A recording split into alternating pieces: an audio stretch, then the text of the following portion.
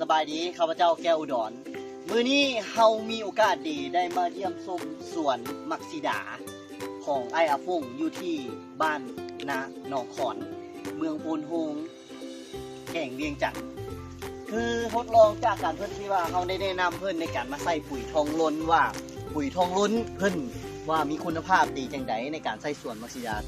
ตอนนี้เพิ่นกำลังเก็บเกี่ยวผลผลิตของมักซิดาเนาะเบิ่งในสวนเนาะเพิ่นกำลังเกี่ยวผลผลิตแต่ผลผลิตนั้นมันบ่ตอบโจทย์เพิ่นอยากได้ผลผลิตเพิ่มขึ้นหลายกว่าเก่าเฮาก็เลยว่าเอาปุ๋ยมาแนะนำเพิ่นให้เพิ่นทดลองใช้ตอนนี้เฮาอยู่กับเจ้าของสวนเพิ่นแล้วเพิ่นกำลังเก็บมักซิดาอยู่ไปเข้าไปพบกับเจ้าของสวนเพิ่นเลยมาสบายดีไอ้พงษ์โอ้สบายดีสบายดีโอ้สบายดีสบายดีสบาย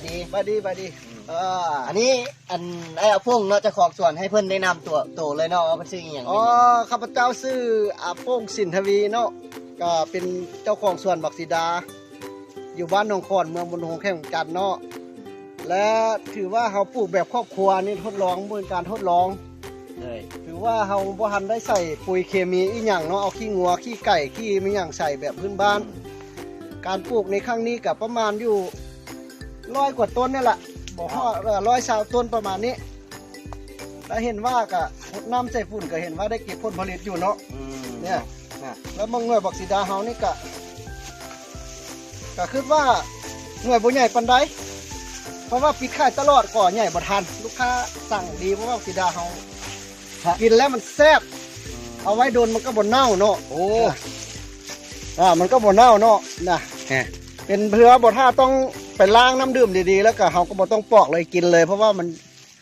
สุดยอดเลยเนาะรสชาติเนาะด้วยถ้าสมมติว่าใส่ปุ๋ยแล้วมันง่ายหลายกว่านี้เนี่ยเอาอีกเหรอเอาบ่ถ้าว่าได้ปุ๋ยดีๆมาใส่นี่ถือว่าได้หน่วยละโลนี่แห้งคักเลยเนาะให้มันหน่วยละโลเลยเพราะว่ากินหน่วยเดียวอิ่มเลยแม่นกันเพิ่มยอดขายอีกเนาะเพราะว่าถ้าว่าปุ๋ยของบริษัทเนี่ยก่อนเนี่ยปุ๋ย835ปุ๋ย835เนาะถ้าว่าเอามาใส่นี่แล้วเห็นว่าหน่วยละโลหรือว่าหน่วยละครึ่งโลหรือว่า3 หน่วยโลนี่ก็มันก็โอเคอันนี้ถือว่าเฮาแบบพื้นบ้านเนาะพื้นบ้านคือว่าเฮ็ดแบบธรรมชาติเอาขี้งัวขี้ไก่มาเสื้อแล้วก็อุดน้ำเสื้อฝุ่นสำนั้นนะคือตอนนี้มักซิดาก็เริ่มเป็นเก็บแล้วเนาะเฮาสิเริ่มมักซิดาเก็บแล้วว่าสิทดลองเนาะลองเฮาซอกหาต้น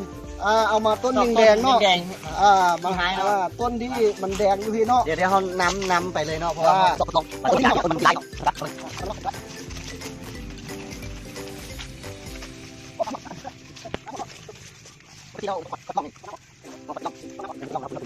2 ต้นนี้เนาะเฮาจะ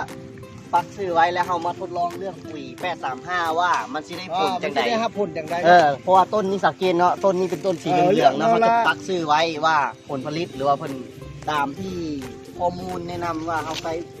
ปุ๋ย835แล้วมันจะได้รับผลดีขึ้นผลผลิตจากต้นนี้เนาะเราจะเริ่มอันนี้อายุงานกับประมาณได้จักปีประมาณปีนะประมาณปีกว่าๆเนาะปีกว่าๆเฮาจะลองใส่ต้นนี้ว่าวิธีใส่เนาะแต่ว่าเฮาสิใส่อ้อมต้นอันนี้แต่ว่ามื้อนี้มันบ่มีเสียงบ่เป็นเนาะเอาเดี๋ยวให้เพิ่นก็ขุดร่องเนาะเอาตัวนี้มาใส่เนาะแล้วจะค่อยเก็บกันได้ขุดร่องเนาะหูเนาะแม่นในการใช้ปุ๋ยมันก็ต้องขุดร่องใส่ประมาณถ้าปุ๋ยมีประมาณ2 ครับ3บ่วงเนาะ2 3บ่วงเนาะห้อยใส่เลยเนาะว่าปกติมันใส่มีทั้งหญ้าเลยโอ้โหเอาจะมาลกน้ำหนักก็ได้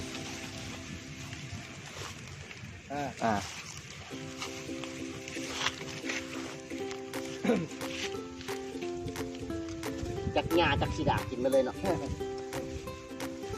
แบบตัวนี้มาใส่สิเลย